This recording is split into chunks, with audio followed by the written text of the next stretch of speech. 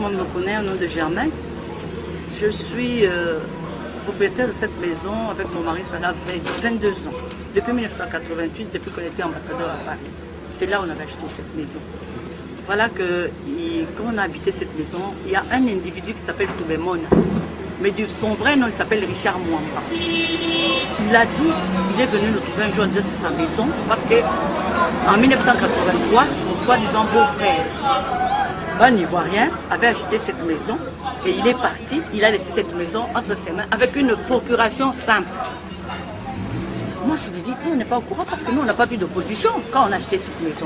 On n'a pas vu d'opposition. On a acheté et le notaire Massan Bombo a fait tous les services et notre beau-frère qui a fait les papiers. Nous, on était en France. On n'avait pas de problème. Alors, il a commencé à nous embêter. Nous avons porté plainte. On a gagné au premier degré, on l'a gagné, on l'a débouté. Mais non, il nous a menacés. Il a menacé notre avocat en disant, je vais vendre cette maison à la famille Kabila et on verra. Effectivement, vers 2005, il va vendre. Soi-disant, avec cette procuration-là, avec un certificat de 83, là, un vieux certificat qui n'était même pas en son nom, il a vendu à Zoé Kabila. Un jour, Zoé Kabila a appelé mon mari. Nous, on croyait que c'était affaire politique. Il lui dira, j'ai déjà acheté votre maison. On va dire, mais comment? C'est moi qui ai les bons papiers, c'est moi qui ai tous les papiers. Si vous voulez acheter, venez acheter chez moi parce que moi, je n'ai plus besoin de cette grande maison. Mes enfants, tous mes enfants sont mariés et les petits sont en Europe, ils sont en train d'étudier.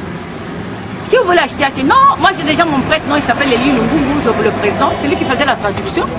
C'est lui qui est maintenant propriétaire, qui va être le propriétaire. Alors mon mari a dit que c'était invraisemblable.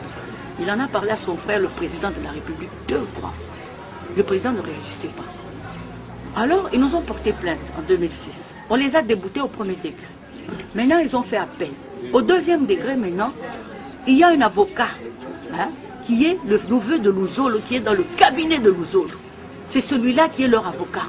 Il est allé dire à tous les magistrats, à tous les juges, attention, cette affaire, c'est l'affaire, hein, de Zoé Kabila et de Jeannette Kabila.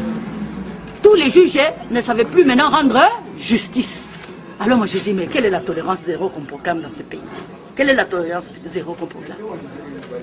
Les juges ont dit comme ça à Maître Matadi Wamba, qui est notre avocat, à Maître Mukendi, nous ne savons pas rendre justice parce que cette affaire, hein, c'est Jeannette Kabila et Zoé Kabila qui sont derrière. Vous voyez? Et nous, quand on a saisi cette affaire, on a écrit au président. Le président a temporisé d'abord l'affaire, depuis le 29 février. Oui, cette année, il nous a envoyé Maître Nkoulou. Nous avons été reçus par Maître Nkoulou, les deux parties. Maître Nkoulou a fait son rapport.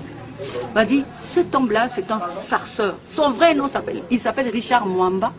Et son nom actuel, Toubemona. Même sa famille, tous ses enfants s'appellent des Mwamba. Mais si tu vois sur les papiers, il s'appelle Toubemona. C'est un homme qui est connu dans les cadastres. Il vole les papiers. Heureusement, nous avons des doubles. Même au cadastre, on est allé vérifier. Le conservateur a certifié notre certificat à 22 ans. Mais malgré ça, on vient de déguerpir aujourd'hui.